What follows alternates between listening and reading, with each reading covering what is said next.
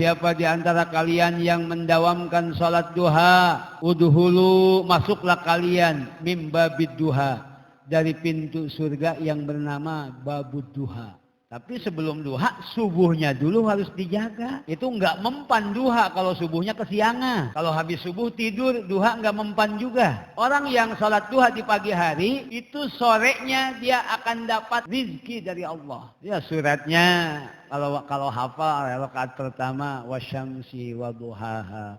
Rakaat kedua wadduha. Kalau enggak hafal, ganti rakaat pertama kuliah. Rakaat kedua kulhu. Istighfar dulu. Rabbighfirli warhamni wa tub alayya innaka antat tawwabur rahim. Itu baru salawat. Artinya udah iyyaka na'budu, tinggal iyyaka nasta'in. Sudah mempersembahkan salat sunatnya, zikirnya, salawatnya, istighfarnya, baru kita minta. Orang yang sungguh-sungguh ingin mengejar akhirat, yang ingin berubah menjadi lebih baik, dia tidak akan meninggalkan salat duha. Sudah selesai bertawassul, membaca hadiah untuk para ahli kubur kita, sekaligus kita memohon atas segala hajat kita, mudah-mudahan apapun doa kita semuanya diijabah oleh Allah Subhanahu wa taala. Amin ya Allah ya rabbal alamin. Bismillahirrahmanirrahim. Qala musannifu rahimahullah wa nafa'ana bihi fid dharain. Amin ya Allah ya rabbal alamin. Ya aliyu alaika bisalatid duha fis safari wal hadari fa innahu idza kana yaumal qiyamati yunadi munadin min fawqi syarafil jannah aina alladhina kanu yusalluna ad-duha udhulu min babid duha bisalamin aminin. Wa ma ba'asallahu min nabiyyin illa wa amarahu bisalatid duha. Terakhir kemarin itu kan doa waktu sujud yang Rabbi ini zalamtu nafsi itu. Sekarang ganti wasiat Kanjeng Rasul kepada Sayyidina Ali untuk melakukan salat duha. Ya Aliyu, wahai Ali, kata baginda Nabi, alaika ay ilzam, membiasakan engkau, harus melakukan engkau bisolatid duha, dengan salat duha. Salat duha kapan? Fis safari, dalam keadaan perjalanan, wal hadari, dan dalam keadaan hadir di kampung halaman atau di rumah. Jadi perintah salat duha itu bukan hanya ketika di rumah, ketika di luar rumah pun, di tempat kerja atau dalam perjalanan, masih tetap diperintahkan untuk melaksanakan salat duha. Fa innahu, maka sesungguhnya, idza kana yaumul qiyamah, apabila terjadi hari kiamat, yunadi munadin, akan memanggil-manggil, ada yang manggil-manggil, min fawqi syarafil jannah, dari atas kemuliaan surga. Jadi dari atas arah surga itu ada yang manggil-manggil. Ainal ladzina kanu yusalluna ad-duha. Siapa di antara kalian yang mendawamkan salat duha, udhulu, masuklah kalian mimbabid duha, dari pintu surga yang bernama babud duha, pintu duha, bisalamin aminin, dengan damai dan sentosa. Jadi dipanggil-panggil nanti. Tentunya kita kalau antri di bank, antri di instansi-instansi atau berobat di rumah sakit atau antri BLT, antri apapun, tentunya ketika dipanggil baru nyamperin, ketika dipanggil baru boleh masuk. Walaupun sudah pegang antrian, kalau belum dipanggil nggak masuk.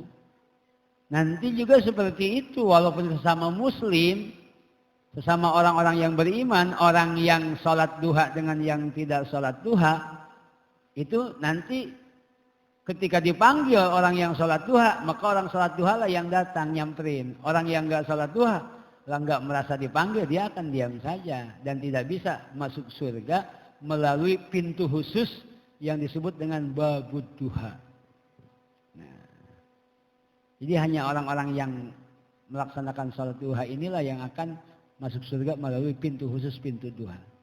Wa ma ba'asallahu, dan Allah tidak mengutus min nabiyyin, akan seorang nabi pun illa wa amarahu bi sholati duha, kecuali nabi tersebut pasti memerintahkan untuk sholat duha. Nih, kira-kira duhanya nih udah istiqomah belum tiap pagi nih? Kayaknya kalau lagi sempet, kalau lagi enggak. Cuman seringan. Nih. Salat duha itu namanya, duha itu nama waktu. Duha itu adalah waktu pagi hari, kira-kira matahari naik 1 tumbak lah. Dari waktu saat terbit. Kalau sekarang terbit matahari kurang lebih habis waktu subuh, berarti itu kan terbit matahari. Pas terbit matahari haram sholat sunnah. Itu nunggu naik dulu kurang lebih 10 atau 15 menit, itu masuk waktu duha. Walaupun boleh di situ disebut dengan sholat isyraq. Kalau Imam Ibnu Hajar al-Haytami, beliau itu berpendapat antara sholat isyraq dan sholat duha itu juga. Sami mawon antara sholat isyraq dan sholat duha. Tetapi Imam Al-Ghazali membedakan, memisahkan. Kalau isyraq ya isyraq, kalau duha ya duha, berbeda. Tuh para jamaah sekalian, tentunya kita dalam satu kondisi mengikuti pendapat Imam Ghazali supaya kita bisa sholatnya 2 kali. Sholat isyraq ya iya, sholat duha juga iya. Tapi dalam satu kondisi nggak apa-apa kita ikut Imam Ibnu Hajar al-Haytami, bahwa sholat isyraq itu sholat duha. Barangkali kita mau berangkat kerja jam 7, kita sholat isyraq sekaligus juga itu namanya sholat duha.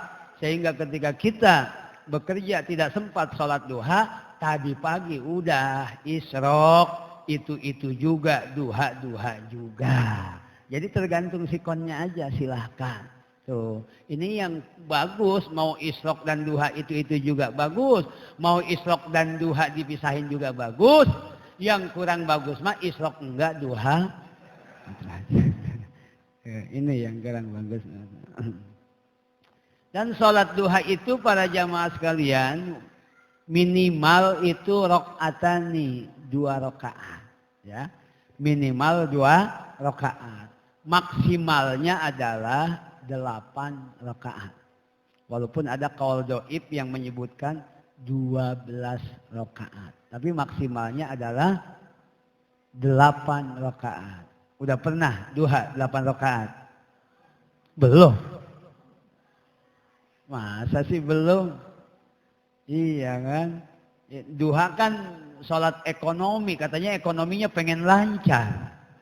Dibilang tanyain 8, belum pernah. Iya, paketnya paket minimalis baik.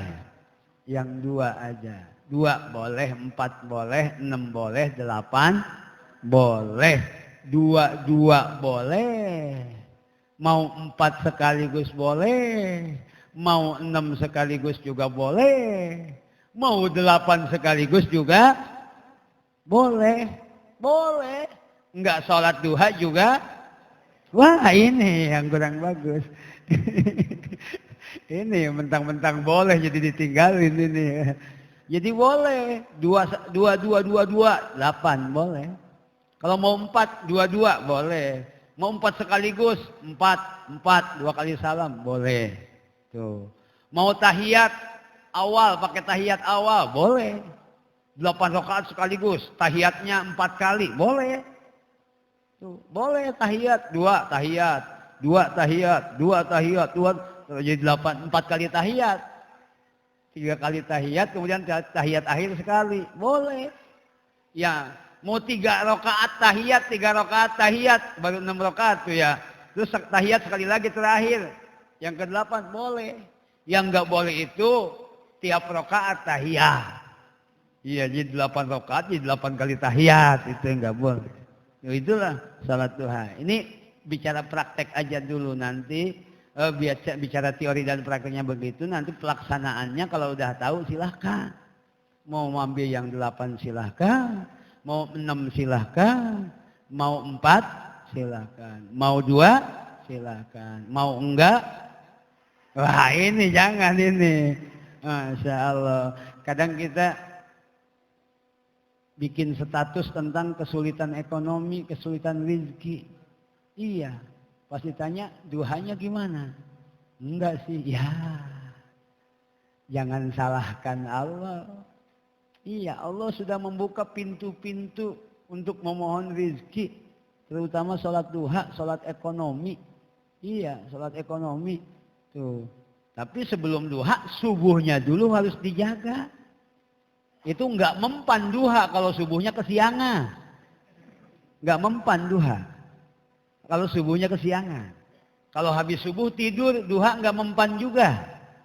Itu kalau habis subuh mesti wirid. Mesti wirid, zikir setelah subuh. Setelah banyak wirid zikirnya nggak kuat ketiduran di tempat sujud nggak apa-apa.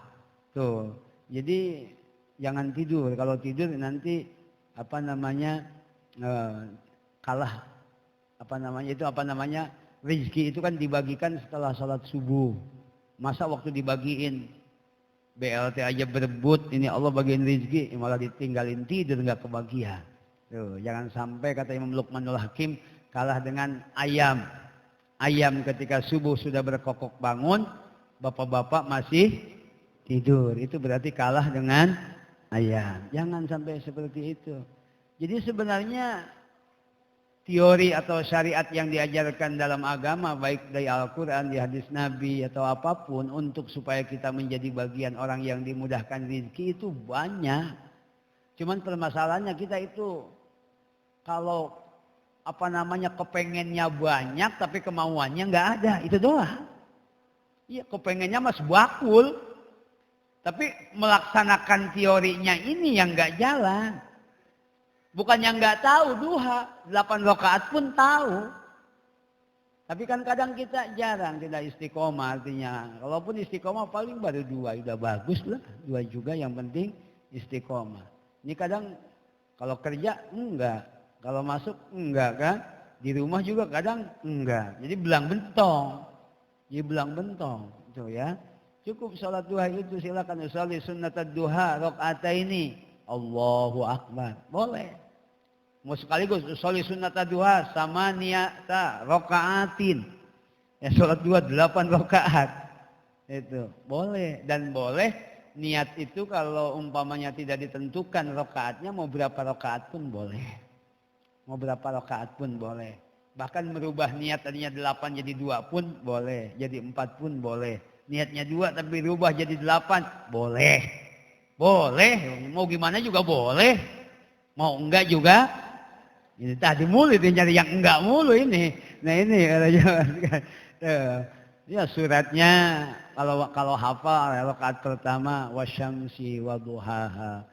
Rakaat kedua wadduha. Kalau enggak hafal ganti rakaat pertama kuliah. Rakaat kedua kulhu. Ntar ketiga dan keempat kuliah kulhu lagi. Kelima dan keenam kuliah kulhu lagi. 7, 8 kuliah kulhu lagi. Enggak apa-apa, bagus. Paling bagus waktunya itu adalah 1/3 hari. Mohon maaf 1/4 hari. Kalau dari jam 6 mulai hari sampai jam 6 sore umpamanya berarti kalau 1/4-nya jam berapa? Jam 9. Paling afdol waktunya jam 9. Jam 9 dilakukan di masjid itu paling afdol karena ada keutamaan yang berkaitan dengan waktu, ada keutamaan yang berkaitan dengan tempat. Lebih baik dilaksanakan sholat duha jam 9 di rumah ketimbang dilaksanakan sholat duha jam 7 di masjid. Ya, jadi yang berkaitan dengan waktu lebih utama daripada yang berkaitan dengan tempat. Apalagi sholat sunat itu termasuk an-nawafil Salat-salat sunat itu dianjurkan dilaksanakan di rumah supaya rumah itu rumahnya itu ternetralisir dari aura-aura negatif. Kemudian masuk aura-aura positif dengan memperbanyak ibadah, terutama adalah salat-salat sunat. Tuh, seperti itu. Di rumah itu jangan cuma pakai nonton TV baik, gunakan untuk ibadah. Makanya salat-salat sunat itu banyakin di rumah. Tahajud gak usah di musola, di rumah aja banyakin. Ya gak usah di musola pakai speaker tahajud, gak usah. Di rumah aja ngumpet ya. Tuh silakan di rumah. Nawiru buyutakum bis sholah. Terangi rumah kalian dengan memperbanyak sholat. Nah kalau sholat fardu jangan di rumah bapak-bapak. Kalau sholat fardu di masjid, di musola. Tuh. Kalau yang di rumah siapa? Bagian ibu-ibu yang merasa bapak-bapak, yang merasa ada jakarnya. Ya, kalau sholat fardu jangan di rumah. Sholatnya di masjid atau di musola. Kalau sholat di rumah berarti jakarnya hilang. Nah itu ya. Itu. Jadi kalau bapak-bapak yang merasa cowok, sholatnya harus di masjid. Kalau ibu-ibu baru di rumah. Jangan tukeran. Ibu-ibu ke musola, bapak-bapak di rumah. Jadi ibu-ibu pakai sarung, bapak-bapak pakai. Udah kelewat, nggak apa-apa. Jam 1 nih belum zuhur. Malu nih, jangan malu, datang aja ke musola. Siapa tahu DKM juga kelewat, jadi bareng kan berjamaah juga. Ntar ada juga yang kelewat, kan tukang kelewat mah banyak.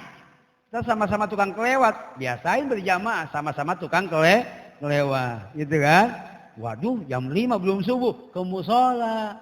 Orang lagi wiridan atau bubar kita baru datang ke musola, nggak apa-apa. Nengok sini nggak ada orang, masuk aja udah ke musola. Iya, waduh ini jam 5 ketinggalan nih. Ke musola, siapa tahu kalau di musola ada juga yang kesiangan subuh. Jadi bareng berjamaah begitu. Iya, nanti Allah kasih teman orang yang komit dengan berjamaah itu di mana aja pasti. Kita numpang sholat jam 2 belum zuhur di masjid mana. Ada orang lewat bareng berjamaah sama kita. Selalu begitu.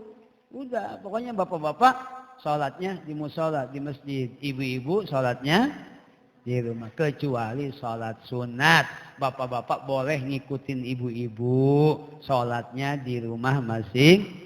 Jadi ribuan, ratusan rakaat pun nggak ria, kita nggak pamer, nggak ada yang lihat di rumah. Jadi nggak ada yang tahu Pak, kita di rumah itu ratusan rakaat, nggak tahu orang. Nggak ada yang tahu, emang orang nggak ngelakonin kita.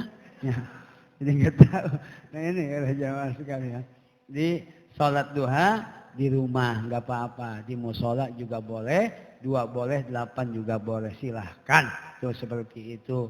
Tuh nanti setelah duha, setelah salam, assalamualaikum warahmatullahi, istighfar dulu.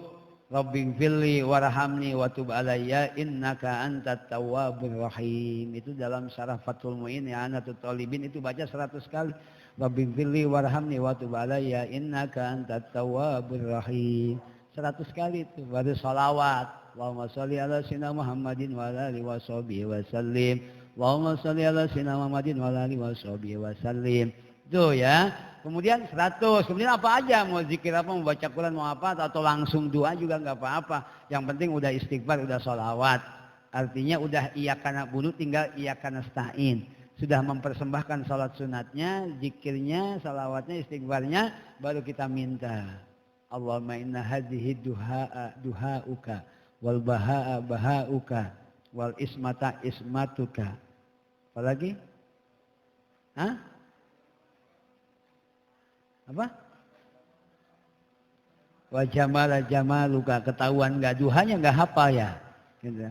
Allahumma in kana rizqi fis sama fa anjilhu wa in kana fil bahri fa'tilhu wa in kana fil ardi fa'ahridhu wa in kana asiran bayasirhu wa in kana yasiran faqasirhu wa in kana kasiran fabarik li fi wa in kana ba'idan faqarribhu wa in kana qariban fa'ajjilhu wa wasilhu ilayya haitsu kuntu wa la tunkinni ilai sukana awid al-yadul iya bil i'ta wa la tajasuba bil istita innaka tarzuqu man tasha bi ghairi hisab bi haqqi duhaika wa bahaika wa jamalika. Kok beda kiai mah panjangan ya, kiai lain lagi doanya panjangan. Itu ya, jangan disamain. Itu kan ada ijazahannya. Kita mah langsung aja bi haqqi duhaika wa bahaika. Artinya kita secara global, ya Allah, apabila rezeki saya di langit turunkan, apabila di laut munculkan, apabila jauh dekatkan, sedikit banyakkan, kan begitu ya, sulit gampangkan, kan seperti itu. Itu namanya salat ekonomi. Itu diantara fadilah salat duha adalah dimudahkan, dilancarkan ekonomi kita. Banyak fadilah-fadilah yang lain yang dijelaskan dalam hadis Nabi. Di antaranya bahwa di dalam tubuh kita ini ada 360 sendi. 360 sendi, setiap sendinya itu harus disedekahin. Ayo 360 sendi. Kalau mau disedekahin, satu sendinya 1.000 rupiah udah berapa duit? 360.000. Nggak mampu kita. Gaji kita belum sampai 360.000 per hari buat nyedekahin. Ya kan? Kecuali kalau yang mampu. Nah ada untuk menyedekahin itu dengan membaca tasbih, sedekah, tahlil, tahmid, takbir. Kemudian amar ma'ruf nahi munkar, itu namanya sedekah. Bisa itu dengan itu. Dengan zikir-zikir dan lain sebagainya. Itu semuanya sedekah. Tersedekahi apa enggak itu 360-nya. Maka apabila itu tidak dilakukan, mensedekahi 360 tadi tidak sanggup dengan uang dan sebagainya, 2 rakaat salat duha itu sudah memenuhi menyedekahi 360 sendi yang ada di dalam tubuh kita. Asal salat duha minimal 2 rakaat. Itu seperti itu. Itu riwayat Imam Muslim. Kemudian salat duha juga itu fadilahnya adalah mendapatkan ghanimah. Apa itu ghanimah? Kalau ghanimah, kalau anak santri tinggal di kobong di pesantren, temannya baru pulang. Namanya baru pulang biasanya datang itu bawa nasi dibuntel-buntel gede, bawa timbel. Dengan lauk pauknya dimakan bareng-bareng bersama santri yang ada, teman-temannya rebutan. Itu nanyain temannya pas datang. Dek, kamu bawa ghanimah enggak? Padahal ghanimah itu timbel. Jadi kalau di Bogor ghanimah. Kalau di Tangerang, Banten kuluhum. Disebutnya kuluhum. Kalau di Kerawang adrahi. Padahal itu timbel yang dibawa dari rumah. Ada yang nyebut ghanimah. Ghanimah itu adalah harta rampasan ketika umat Islam berperang dengan orang kafir. Itu berperang dengan orang kafir. Menang umat Islam, maka harta orang kafir itu dibawa, dirampas, harta rampasan itu namanya harta ghanimah. Nah nanti dibagi-bagi sama pimpinannya. Nah ada cara supaya bisa mendapatkan ghanimah tercepat tanpa harus melakukan peperangan seperti itu, yaitu dengan melaksanakan sholat duha. Dia nanti akan dapat ghanimah, entah dari mana ghanimahnya, entah bisnisnya gul, entah dapat bonus apa, entah dapat warisan dari mertuanya mendadak mati. Bagaimana? Ya kalau nggak mati mah nggak ada warisan kan? Warisan kan nunggu mati dulu. Iya, makanya kalau mantu ngarep-ngarep warisan ke mertua berarti sama aja dengan ngedoain mertua cepet. Iya, begitu. Mantu koplok. Allahu akbar, subhanallah, tabarakallah. Itu dapat ghanimah itu kalau kita salat duha. Kemudian salat duha juga itu dalam satu hadis disebutkan bahwa orang yang salat duha akan Allah bangunkan istana di surga. Walaupun di perumahan rumahnya agak kecil, ya. Saya bilang enggak kecil ya, agak kecil ya. Kalau saya langsung bilang kecil kayaknya menghina gitu kesannya. Jadi kalau di perumahan rata-rata rumahnya kan agak kecil gitu ya. Itu dibandingkan dengan rumah saya maksudnya gitu. Jadi agak kecil gitu. Padahal mah kecil banget gitu ya.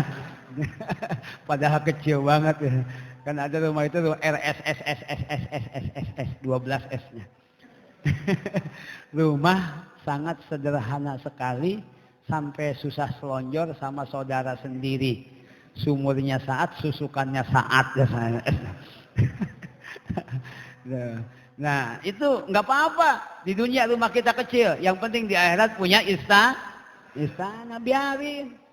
Saya emang nggak apa-apa rumah kecil. Bukannya nggak mampu bikin rumah besar di dunia. Bukan. Memang nggak ada duitnya kan. Ya. Tapi nanti di akhirat insya Allah asal rajin salat duha, wih, kita udah mejeng di istana. Istana duha, mantap. Ini para jamaah sekalian. Kemudian dalam hadis yang lain juga disebutkan bahwa orang yang salat duha di pagi hari itu sorenya dia akan dapat rizki dari Allah. Kalau paginya duha, sorenya bakal dapat sesuatu. Tuh. Makanya terus istiqomah, rajin duha. Ini para jamaah sekalian ya. Tuh. Jadi yang didoakan pagi, ya Allahumma inna rizki bisama fa'anjilu, itu nanti sore dikasih. Itu sering terbukti. Saya pernah berdoa, salat duha begini, belum turun, udah ada yang teriak. Pak Ustaz, saya ini punya uang mau dipakai aja. Ini belum turun ini tangan. Ini belum turun tangan. Ini ngedoa, kaget kita sampai lupa sama doa. Udah langsung dikabul kan begitu. Masya Allah ya. Itu pernah para jamaah sekalian. Itu pernah. Padahal kita belum ngomong. Kita diam aja, kita pasrah sama Allah. Bodo amat Allah yang ngatur. Dari mana kek? Daripada ngomong ke orang, kasih kagak, dipuas-puasin iya. Iya. Kita ngomongnya sama Allah, ntar Allah yang gerakin. Masya Allah. Itu jadi sore harinya itu. Bahkan kalau orang sholat duha itu dalam satu hadis disebutkan riwayat Sahih At-Targhib. Itu disebutkan bahwa kalau orang melaksanakan ibadah sholat fardu berjamaah di masjid, di musola, dia akan mendapatkan pahala ibadah haji. Dan orang yang sholat subuh kemudian wirid tidak berubah kakinya sampai datang waktu sholat duha, kemudian dia duha, maka dia mendapatkan pahala umroh yang makbul. Haji sekarang susah, lockdown lagi, Masjidil Haram, Masjid Nabawi lockdown. Sebentar kemarin Januari doang buka sebulan, itu pun sangat susah di antrinya. Sekarang udah lockdown, nggak boleh lagi. 26 negara termasuk Indonesia nggak bisa masuk. Tuh yang biasa ke sana. Nah kita pengen dapat pahala haji berjamaah salat fardu. Pengen dapat pahala umroh habis subuh jangan bangun. Bukan jangan bangun tidur lagi, jangan bangun wirid, jangan berubah kakinya sampai matahari. Wah, terang langsung kita bangun salat duha. Itu pahalanya sama dengan pahala umroh. Makanya kalau di Masjidil Haram, di Masjidil Nabawi itu subuh itu ngambil ke ujung. Nggak langsung komat lama bang. Wirid kita udah habis semua belum komat juga. Sampai jamaah Indonesia yang baru datang nggak tahu pada balik lagi. Oh udah selesai berarti Jumat itu subuhnya balik yuk udah pada balik. Pas nyampe halaman Allahu Akbar Allah. Wah belum katanya. Balik lagi. Itu ada kejadian begitu. Sering itu orang Indonesia kan. Biasa langsung komat kan Indonesia. Sono enggak. Supaya mepet kira-kira 10 menit, 15 menit lagi ke terbit matahari, subuh gitu. Jadi selesai subuh, wiridan sebentar, udah langsung naik matahari kan. Jadi langsung keluar waktu subuh, nggak lama langsung duha, supaya dapat pahala ibadah umroh itu. Gitu. Itu nggak apa-apa, silahkan seperti itu kalau pengen punya pahala umroh. Kemudian yang paling utama, salat duha itu para jamaah sekalian adalah di dalam hadis Imam Tirmizi, orang yang melakukan salat duha dengan dawam itu akan diampuni dosanya oleh Allah. Jadi orang-orang yang sungguh-sungguh bertaubat kepada Allah, dia tidak akan meninggalkan salat duha. Saya salat duha bu, Pak. Motivasi saya bukan pengen minta rezeki. Saya salat duha itu tiap pagi. Pengen diampuni dosa, pengen yang ini saya. Itu. Tiap pagi insya Allah, kalau enggak insya Allah lah diusahakan kita juga harus dawam salat duha. Itu kalau salat duha, kalau doa Allah mainkan rezeki bersama itu lebih kepada ubudiyah aja, ikut Nabi mengajarkan seperti itu. Tapi di dalam hati yang paling dalam, ketika sholat duha itu bukan pengen supaya lancar rezeki, enggak. Justru saya yang paling dalam itu bukan karena memang udah lancar rezeki, bukan. Tapi memang yang merasa lebih dibutuhkan itu adalah ampunan Allah ketimbang rezeki. Karena kalau rezeki, aduh rezeki mah dari dulu sampai sekarang kita masih hidup. Bingung mikirin duit, bingung. Duit nggak banyak-banyak dari dulu, kurang terus. Bingung dong, tetap aja masih hidup sampai sekarang. Kagak dipikirin juga begini-begini juga, dipikirin begini, nggak dipikirin juga begini.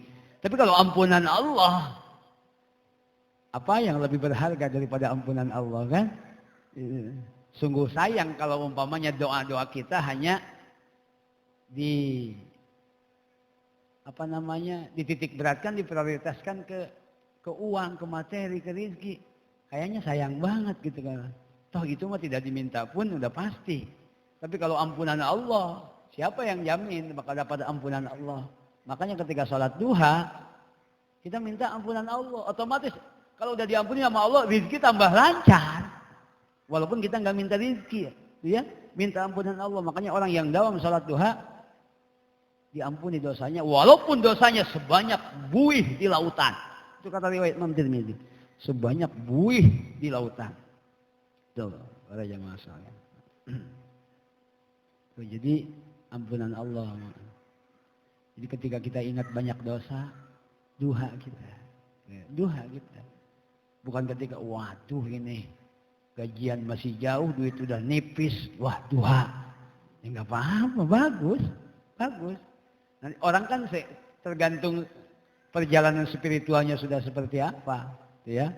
Kadang orang-orang tertentu minta rezeki itu malu. Guru saya ngomong ke saya, mau berdoa Allahumma in kana rizqi sama panji itu malu. Mau baca waqiah itu malu.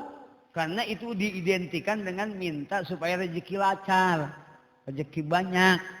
Itu mah orang awam, orang-orang awam baca waqiah, baca sholawat, sholat duha, banyak tasbih, banyak zikir, ujung-ujungnya minta lancar. Awam. Gak apa-apa, bagus, silakan. Emang itu, emang fungsinya itu. Tapi untuk orang-orang tertentu yang sudah tidak mempermasalahkan rizki, yang sudah tidak mengeluhkan rizki, bukan berarti banyak, bukan berarti kaya, karena memang dia makomnya udah berbeda, sudah malas, artinya apaan seolah-olah ngatur-ngatur Allah masalah rizki gitu, nggak mau. Maka ketika dia beristighfar, ketika sholat duha, ketika paut, dia hanya berharap ampunan dari Allah. Itu aja, ampunan dari Allah, ampunan dari Allah. Itu aja. Tidak ada yang lebih berharga melebihi daripada ampunan Allah. Apalagi kabar tersebut kita dapatkan ketika malaikat Ijrail datang mencabut ruh dari badan kita. Allah perlihatkan tempat kembali kita. Ya kan, orang mau mati kan itu perlihatkan tempat kembalinya, entah surga itu entah neraka.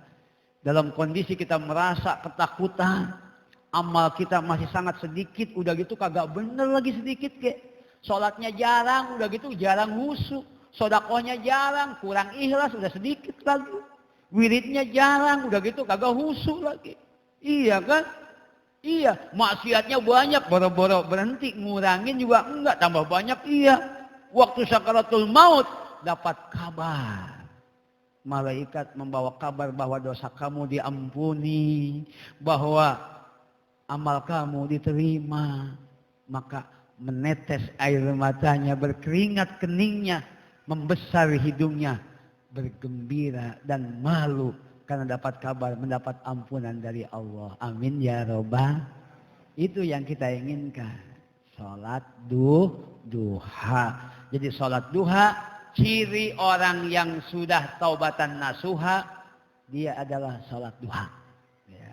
Orang yang sungguh-sungguh ingin mengejar akhirat, yang ingin berubah menjadi lebih baik, dia tidak akan meninggalkan sholat duha. Bukan berarti kita harus banget, enggak. Artinya kalau tidak ada kepentingan mendesak, kalau tidak terlalu darurat, jangan sampai ditinggalkan sholat duha walaupun hanya 2 rakaat. Insya Allah. Lupa saya ada pengajian lagi ya. Wallahu a'lam bishawab. Assalamualaikum warahmatullahi wabarakatuh.